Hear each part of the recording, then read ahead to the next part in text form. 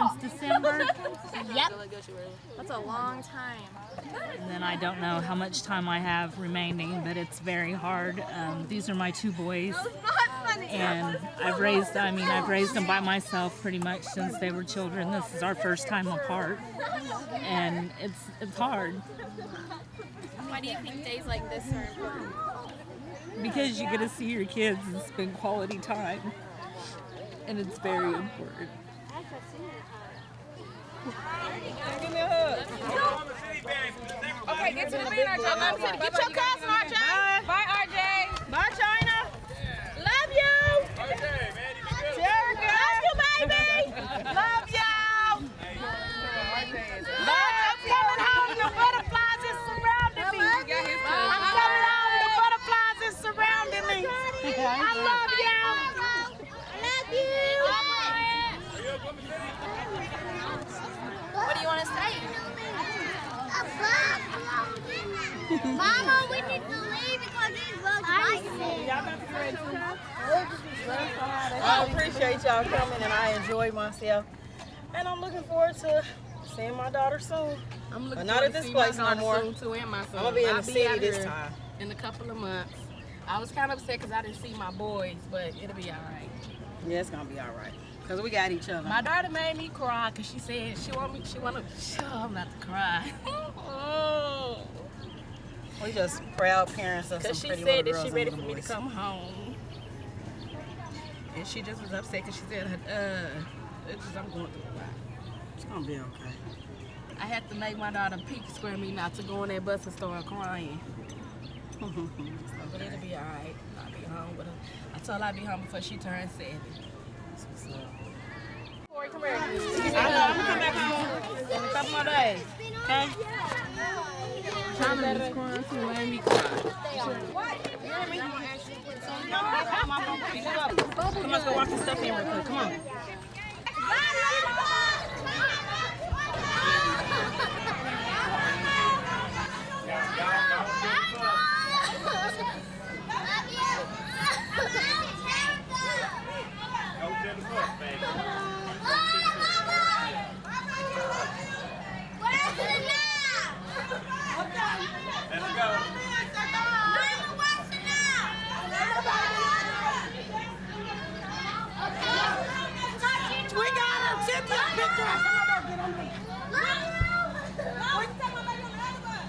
They're all on one bus. Yeah, we got them. Okay. Everybody, we good? Yeah. Okay. I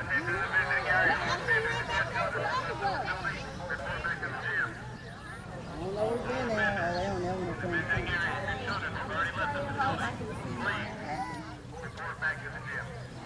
Now's the hard part.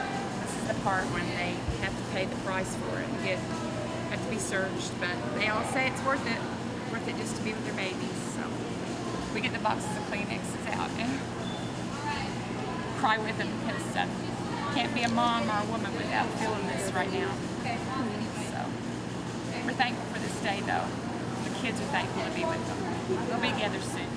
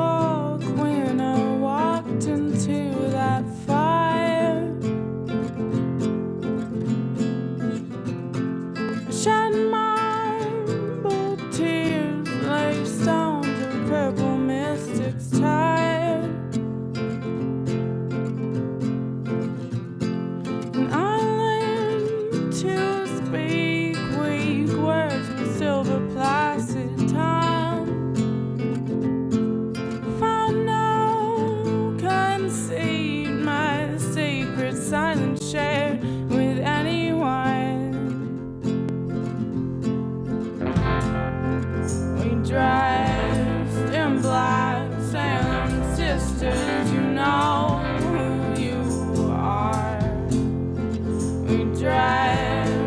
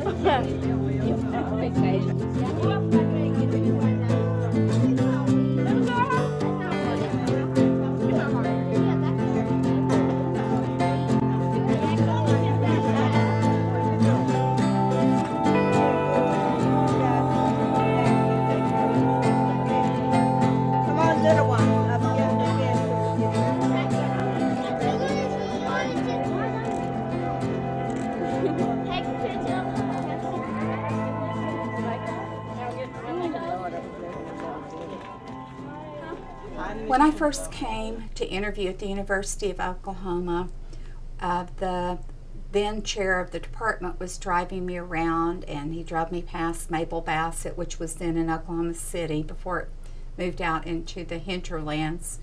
And he was trying to entice me to come to the University of Oklahoma. And he very proudly told me that Oklahoma had the highest female incarceration rate. And I asked him why he thought that was true. And I was expecting a sociological answer. This man's a sociologist, and I was expecting him to say poverty, teen pregnancies, drug addiction, something that would make sense to me. And instead, he looked at me and said, Oklahoma has mean women. And I looked at him. I'm sure that my jaw dropped to the floor. I could not believe that he said that. But what I found after I came here is that is the attitude that these are mean women, that these are bad women. When you're thinking about these women offending the collective morality, so to speak, I don't think people take into account that these women come from very, very disadvantaged backgrounds. For example, less than half of them have a GED or high school diploma at the time they go into prison. So that's an important fact to consider. They're poor, they're not able to earn much money. They also have extremely abusive histories, both in childhood and adulthood. For example, 91% of them have been involved in domestic violence as a victim. And that helps explain a lot of why they're using drugs. They have terrible histories of childhood abuse. They have probably 2/3 of them or more have either been physically or sexually abused or both during childhood.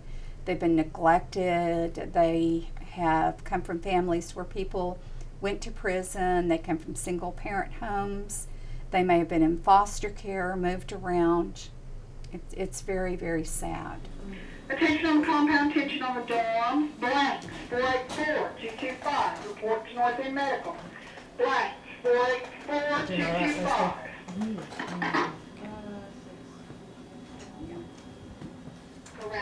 Well, I have a degree from Northeastern State University, a bachelor's degree for paralegal criminal justice.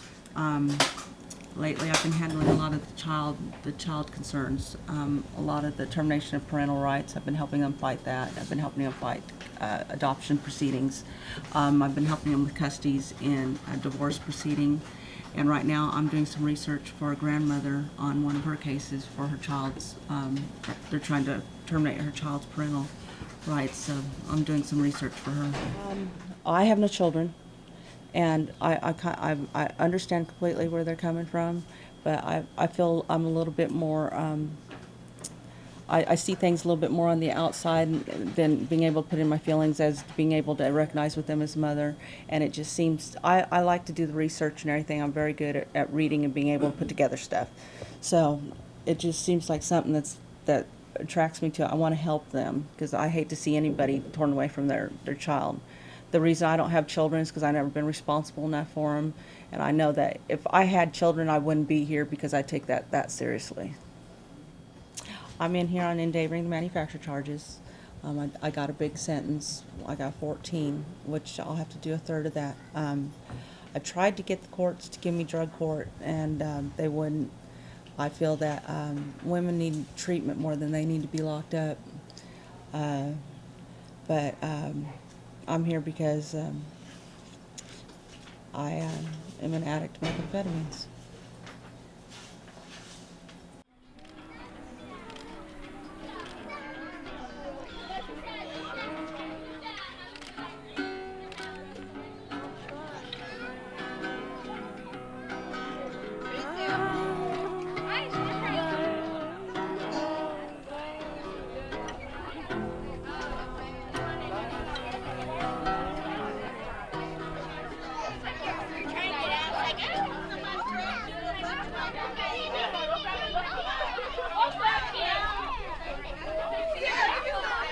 My name is Sheila Harbert. I'm with Girl Scouts of Eastern Oklahoma. I am the program director for Girl Scouts Beyond Bars.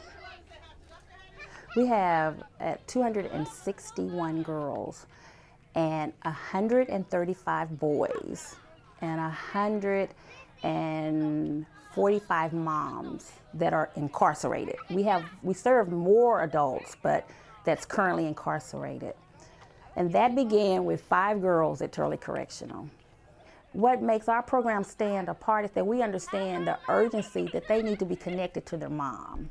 They need to hold her, they need to touch her just like anybody else would. They need to see that she's okay, because when she's separated, it's like the death of a parent. 95% of the mothers that I serve were the head of the household. When you took the head of the household out, you left children with certain caregivers who do the best that they can, but you can never replace a mother in a child's heart.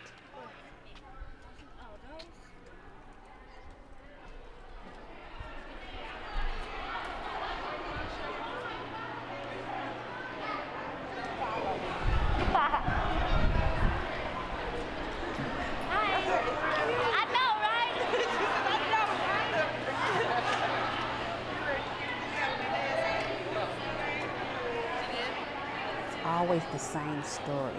If they're a young girl, what it's like, their mom's just away. They don't understand what's going on, but they know there's a lot of fear involved, and there's a lot of loneliness.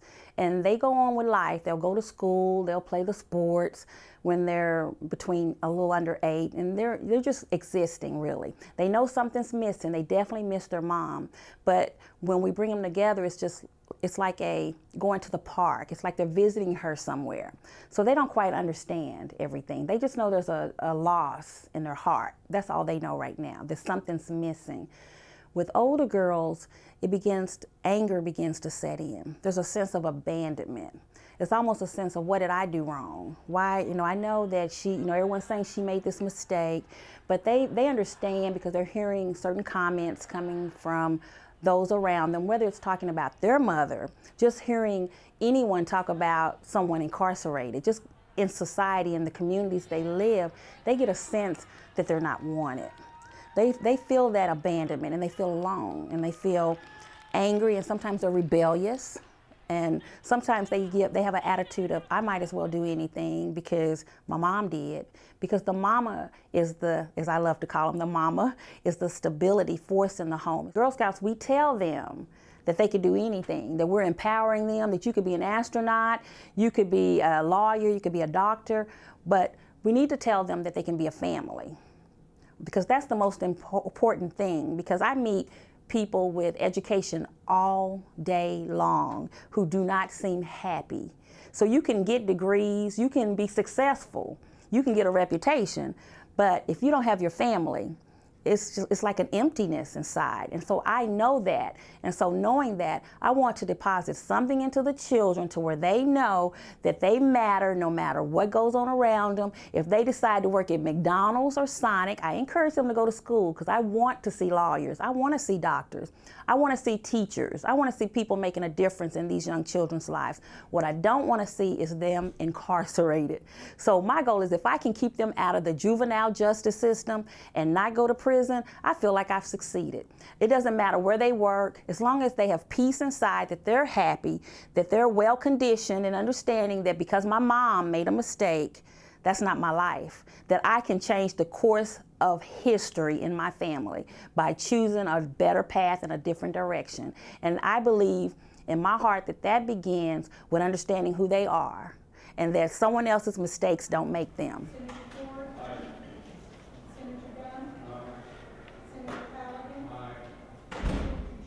We proposed a task force on women who have been incarcerated, and went through that whole policy process, and ultimately that task force was not able to meet, was not allowed to meet because of perhaps the investments of some of the people who didn't cooperate to make sure that the task force materialized. But as it was, the issue didn't go away, because even though that task force didn't meet, there were many outgrowths of it. Now we have the Commission on the Status of Women, the Women's Coalition, the Academies for State Goals, the Oklahoma Institute for Child Advocacy, Oklahoma Christian University, All of Us or None. All of these groups the NAACP, the Baptist Prison Ministry, all of these groups are now focusing on the issue of women and incarceration. So even though that task force didn't meet, the issue keeps going forward, it keeps moving forward. Things at the legislature sometimes don't happen very quickly. Some things do, some things don't. But in this case, we are laying the groundwork. We're building infrastructure for an awareness about what this means, the impact that it's having on our state. Right now, the timing with the budget crisis, the impact that this issue has on the budget alone is reason for more folks to sit up and take notice. Oklahoma does not deserve to continue to go down this road. This is a young state. We are making it up as we go, but we've certainly taken the wrong path when it comes to this issue, especially with regard to the children and their futures here in Oklahoma. The state's barely 100 years old, and we still have some lessons to learn. Maybe, just maybe, this is what we're supposed to be doing. I'm here visiting with Senator Johnson as she and I begin to look at various initiatives that we can work on here in this great state, working with legislators, working with policy analysts, working with academicians and researchers, helping them to reshape and redefine the way they work in this area. I think that there should be, just like we have drug courts and just like we have courts for the homeless and courts for mentally ill, I think there should be a court that deals specifically with women's issues. And I think that that court should take in consideration that women bring a different set of challenges, women find themselves in a different set of circumstances, a different set of conditions, and that all those things should be part and parcel of the pre-sentencing process and the investigation. And I think that for the most part, that many of these women should be diverted away from incarceration and should be served in the community. Women, unfortunately, because they are now the fastest growing segment of incarcerated people across America, not only in Oklahoma, but across America, I think that it is a crisis that has exceeded epic proportions, and I think that it requires us to begin to start changing the way that business is done. My name is Brandy Aldridge. I am 32 years old, a mother of two, a 12-year-old little girl and a 7-year-old little boy. I am in here for trafficking. I got 18 years, day for day. I was married for 10 years, just went through a nasty divorce and had joint custody of my kids and kind of fell off the bandwagon. So I started selling drugs, and this is where I ended up. It'll be 2 years in December. And you have to serve it day for day? I have to serve day for day. The only thing on trafficking charges, you do come up at a parole at a third, which would be 2014. So I'll still be doing at least almost 6 years on that 18, and that's if I make parole. If I do with no misconducts and keep my job and things like that. I know my little girl's real angry. She don't know she can forgive me.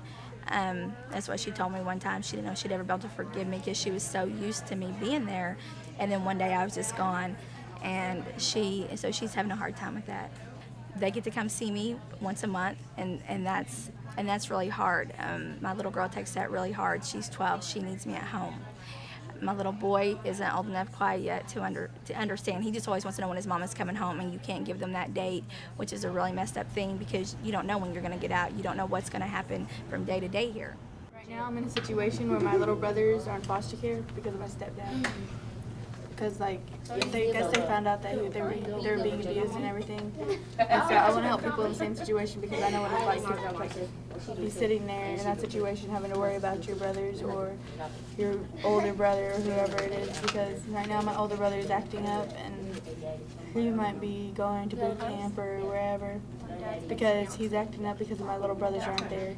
I want to be able to help them because I'm in the same situation, and I know what it feels like to be in foster care and to be away from your mom or your dad or your brothers.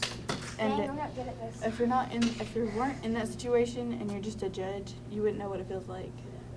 So I want to be a judge to be able to help them because I was around a lot of my mom drinking and alcohol abuse, and my grandma was in drugs, and my stepdad he was just there helping her addiction, and it wasn't really helping anything. Dang, she got some. That's what I'm talking about, girl. Y'all clap for her. That was a good speech. Clap for her. Y'all just said it was good. I'm Justin Jones, the director of the Oklahoma Department of Corrections. I've been in this position since 2005. I'm getting ready to start my 34th year in criminal justice. As I graduated and grew up in corrections and became a warden and then eventually became director, I see some of the same systemic issues that were available or pathways then that are larger pathways now. And I probably am not going to say anything that's a surprise to you. There's what we call the misery scale, which is, if we're talking what's unique to Oklahoma, is the fact that we don't spend a lot of resources, if any, on prevention. And so the social illnesses that create pathways to prison, and in particular female offenders, have gotten larger in my 33 years. And so you have to look at what Oklahoma is the top 10 in that are also, in general, contributors to the prison system. Literacy rates, dropout rates, the inability to access treatment, no health insurance, no mental health services available in many parts of the state, insatiable appetites for narcotics, failure of secondary school systems to identify and work with young ladies in particular. And a lot of people talk about, when we talk about pathways, they talk about drug court and mental health court and probation as alternatives to incarceration. I take it a step backwards. We want intervention and prevention prior to getting that felony conviction, because once you get that felony conviction, it really makes no difference whether you went to straight probation or ended up in prison. It's still a life sentence. And what I mean by life sentence, it's what we call collateral sanctions, is that felony conviction will keep many doors for you closed. There are a lot of things that will keep the disenfranchised. And what we talk about in corrections, when we identify the pathways and we start working with the women, with all of our collaborators on the outside, and we look at all the research that's done, is that we tell them, you've got to do more than just leave our system and not come back. You've got to share your story, and you've got to become totally franchised, become a voting citizen so you can change things. My name is Denise Walker, and I just got back on the dorm from play day. My 16-year-old daughter just left. She was in Girl Scouts, but she's a whole body taller than the other children, so she kind of felt a little funny about that, and she quit coming. I'm doing a 15-year sentence for methamphetamine. I've been here for 2 years. I discharged in 2013. I actually come up for parole like 2 days before my discharge date. So I will do my entire incarceration before I go home. I've never been to treatment. I've never had any help. This is my 4th incarceration. And I know that things that happened in my childhood, my mother being an alcoholic, my father being a workaholic and a perfectionist, and the war that raged in our house were huge factors on me running away when I was 13 and being addicted on drugs by the time I was 17. I'm 49 now. And I just slipped through the cracks. I never got drug court. I never got treatment. I went to prison over and over. Helping women recover has given me a whole nother chance. I mean, I know that I will be sober on the outside. I know that beyond a shadow of a doubt. I have tools for relapse prevention. I have tools for anger. I know what to do now. The most I can say is you have to put your sobriety first. That's what I've had to do. Everything I do has to be centered around staying sober, staying clean.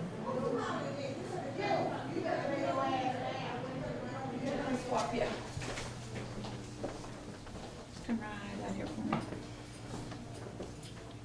We need this room, please. Thank you. Well, my name is Dana Ryan. I am a registered X-ray tech and a registered nurse. Currently, I am in nurse practitioner program. I've been with Oklahoma Department of Corrections for 6 years now, and I've been here at Eddie Warrior the whole time. We do have a high number of women that have had some sort of abuse in their life. It might have been child abuse, it might have been sexual or physical or both. A lot of times they've been introduced to drugs by their families.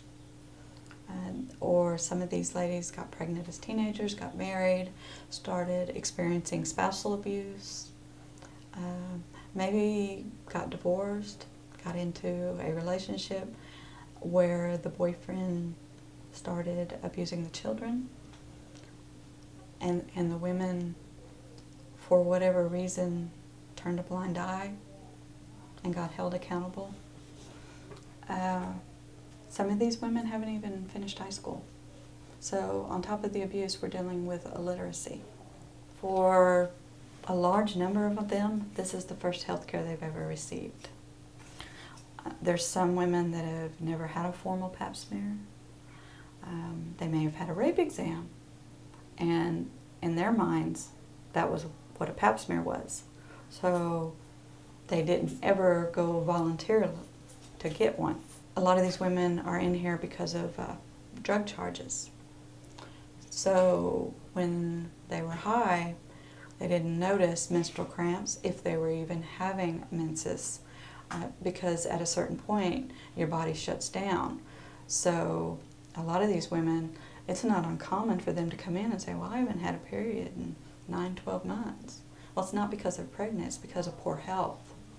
Unless you can make a connection between the woman taking care of herself and her ability to earn a living, to take care of her children, she's not necessarily going to do what she should do. About 2/3 of our yard, which is approximately 450 people a day, come to that window right there to get medication. And then out of that number, half of them are on psychotropic medication. So we might have 1/3 of the population that's just on over-the-counter meds that they can buy on Canteen. But all of that flows through this room. So that's another big area that we deal with that's unique to us. One of the issues that we face is that not only in Oklahoma, but in most states, prisons are very isolated, and women's prisons tend to be even more isolated. The idea is out of sight, out of mind. People are fearful of prisoners, though again with women prisoners, most of them are not violent. We have a very low percentage, like 16 or 17% at most have committed violent crimes. Instead, what they're committing is low-level property crimes, but that's not what the public thinks. And so we put them in these out-of-the-way places, and then we don't think about them. But I think it's deeper than that. I think the issue really is that the average citizen sees them as some kind of different species. It's sort of this us versus them. And so they really don't care what happens to them. I can't tell you how often I hear people comment, well, you know, they did the crime, so you know, it doesn't matter how we treat them. It doesn't matter if we exploit them. It doesn't matter if they live in unsafe conditions. It doesn't matter if we don't have money for adequate diet for them. It doesn't matter that we can't provide therapy. We tend to blame them. And then again, if you look back at their histories, they come from disadvantaged families. They've been abused. They drop out of school. And yes, they may make the choice to drop out of school, but that choice is within the constraints of the kind of life that they've led. And someone who has not had that experience really doesn't understand that these people are also victims. The women are offenders, yes, but they're also victims. And if I could do anything to change the hearts and minds of my fellow Oklahomans, it would be to get them to see the women offenders in this state as real people, people with hopes and dreams. They love their children, they love their families, they just want a decent life, but they're not sure how to go about getting that. And because of the fractured nature of many communities and families, they don't have the tools that some of us grew up with to be able to be successful. This is our beauty shop. We're going to let you into the beauty shop.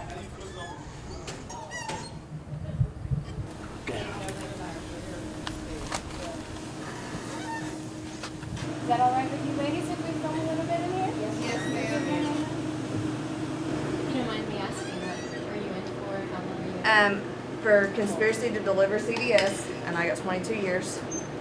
It's my first time incarcerated. and I'm currently working to get early parole. I wrote the parole board as far as getting early parole, trying to receive that, and I hope for the best. CDS, that's a controlled substance. Methamphetamine. Yes. Is that common that you get a 22-year sentence for methamphetamine? No. Mine was conspiracy to deliver. I was just talking on the phone. It was a bad deal. I was at the wrong place at the wrong time. So I feel like I was over-sentenced for my first time in trouble. I'm getting help while I'm here. Are there other women here that have had the same sentence that are serving less time? Yes. What do you think typically a woman serves for that kind of sentence? 5 years, nonviolent. I feel like that would have been a good time. I've already been in almost 3 years, so yes, it's definitely over sentence. How old are your children? 9 and 6. So is the girl older or the boy? My daughter's older, she's 9, and my son's 6. And my husband has leukemia, so I need to be there with him. It's just a bad deal. I was at the wrong place at the wrong time and got. I learned my lesson. My story is much different from hers. I'm a violent offender. I was charged with first degree murder. With second degree murder. I was charged with first degree murder, but I was sentenced under second degree murder, and I'm still fighting that charge now. There's not a lot of programs for violent offenders, for those that are here under violent charges. I don't see that as being. I don't see the system as being structured around that. I am active in the Women Behind Bars program. My children come see me once a month, and I have 5 boys and 1 little girl. And so they bring my boys as well as my daughter to see me every month. And it's not just a program that we're involved in where we go meet our children and play games. They really counsel us as far as parenting skills and as far as being able to deal with our children dealing with being in prison. Some children don't deal with that easily, so they have to learn how to be able to walk with their head up and be strong within themselves and know that we're in here, but that doesn't mean that life is over for them. That doesn't make their parent a bad person, nor does it mean that they're bad or that their lifestyle is bad because they have a parent that's incarcerated. It's not just us being in here that it affected, but it affects the family as a whole. They have been the best. And Sheila Hargis, she is the best, so I love her with a passion. She's my favorite. All of them are special in their own, and they all take this serious.